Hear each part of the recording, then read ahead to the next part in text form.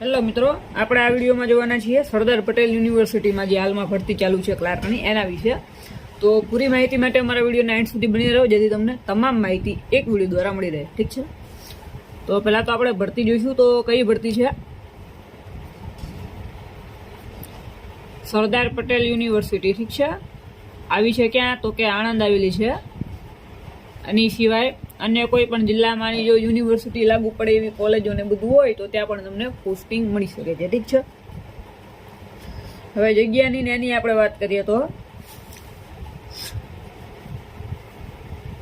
Junior clerk. ઠીક છે, junior ક્લાર્કની vacancy બહાર નીકળી છે અને કુલ આપણે ટોટલ જગ્યાની અંદર જોવો તો ટોટલ 18 જગ્યા છે. લાયકાત જોવો તો કોલેજ પાસ. ઠીક છે, પછી કોઈ પણ હોય, BA, BCom, BSc, college pass હોવા જોઈએ અને પ્લસ કોમ્પ્યુટર. ઠીક છે, તમને કોમ્પ્યુટરનું ભલે કોર્સ ન કરેલો હોય પરંતુ કોમ્પ્યુટરનું નોલેજ હોવું જરૂરી છે. હવે બીજી વાત, આપણે ઇમ્પોર્ટન્ટ ડેટની વાત કરીએ તો ફોર્મની આપણે છેલ્લી તારીખ જોઈએ તો 25/10/2025 છે. ઠીક છે, એટલે કે આ 25 તારીખની છેલ્લી તારીખ છે ફોર્મ ભરવા માટે. અને ફોર્મ જે છે ઓનલાઈન ભરવાનું છે, એટલે બને ત્યાં સુધી 10મા મહિનાની 25 તારીખ છે એટલે 23-24 તારીખ પહેલાં ભરાવી લેવું, કેમ કે એન્ડ ટાઈમ ઉપર વેબસાઇટમાં લોડ વધારે હોય એટલે ફોર્મ પ્રોસેસિંગમાં જતું રહે, વાર લાગે. ઠીક છે, તો આગળ આપણે બીજું બધું ફીનું ને એવું બધું જોઈશું કે કઈ રીતે શું છે. ઠીક છે, તો ફીની આપણે ચર્ચા કરીએ. તો ફી, ઠીક છે, ફીના 2 ભાગ પાડશું આપણે. એક તો છે જનરલ કેટેગરી માટેની ફી અને એ સિવાય જે છે અધર કેટેગરી. ઠીક છે, અધરમાં કોણ કોણ આવશે? તો અધરમાં છે SC, ST, EWS, OBC. ઠીક છે, કે જે અનામત કેટેગરીમાં આવતા હોય અધર કેટેગરીના ગણાશે આમાં. તો જનરલ કેટેગરી માટે 1000 રૂપિયા ફી છે અને એ સિવાય જે ફોર્મ ભરવાનો ચાર્જ લાગતો હોય ચાર્જ અલગથી છે. ઠીક છે, યુનિવર્સિટીની ભરતી છે, ફોર્મ લાંબુ આવે એટલે ચાર્જ તમારે મિનિમમ ગણો તો 100 થી 150 રૂપિયા ચાર્જ થાય અને આ ફી ઉપરની 1000. એવી જ રીતે જે અનામત કેટેગરીના છે એમના માટે તો 450 ફી છે. ઠીક છે, 450 રૂપિયા. અને બીજી વાત એ કે ફી નોન રિફંડેબલ છે. નોન રિફંડેબલ એટલે કે આપણે જે GPSC ને એ બધામાં ફી આપણને પાછી મળી જાય છે પરીક્ષા પછી. ઠીક છે, તો આમાં નોન રિફંડેબલ એટલે કે આ ફી તમને પાછી મળશે નહીં. તમે નોકરીમાં લાગો કે ના લાગો પણ ફી આ પાછી નહીં મળે. ઠીક છે, એનો મતલબ એવો થાય છે. હવે સેલેરીની વાત કરીએ આપણે તો જુનિયર ક્લાર્કની પોસ્ટ છે. ઠીક છે, સેલેરી તમને મળશે 26,000 રૂપિયા પર મંથ. ઠીક છે, મહિનાની સેલેરી 26,000 ફિક્સ સેલેરી છે. હવે બીજું એક લાયકાતમાં આપણે ખાસ એક વસ્તુ જોઈ લઈએ કે લાયકાતમાં જેમ કીધું આપણે કે કોલેજ પાસ હોવા જોઈએ. ઠીક છે, પણ એ સિવાય આમાં એક શરત છે કે કોલેજમાં તમારે ઓછામાં ઓછા 50% માર્ક હોવા જરૂરી છે. તમારું જે ફાઇનલ માર્કશીટ બને બધા સેમેસ્ટર ઉપરથી.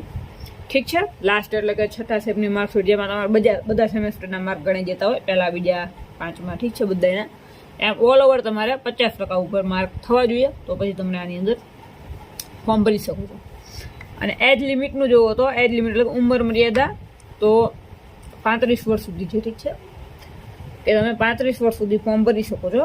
એનાથી વધારે ઉંમર છે તો પછી તમે આની અંદર ફોર્મ ભરી શકતા નથી. ઠીક છે, હવે બીજી વાત આપણે કરીશું આની અંદર કે અનુભવનું ને એનું બધું. તો આમાં અનુભવ કોઈ પણ પ્રકાર અનુભવ માંગેલો નથી, જેમાં મેં તમને આગળ કીધું કે કોમ્પ્યુટરનું જ્ઞાન હોવું જરૂરી છે. પરીક્ષાની વાત કરીએ તો પરીક્ષા માત્ર એક જ પરીક્ષા આવશે. ઠીક છે, માત્ર પ્રિલિમ જ આવશે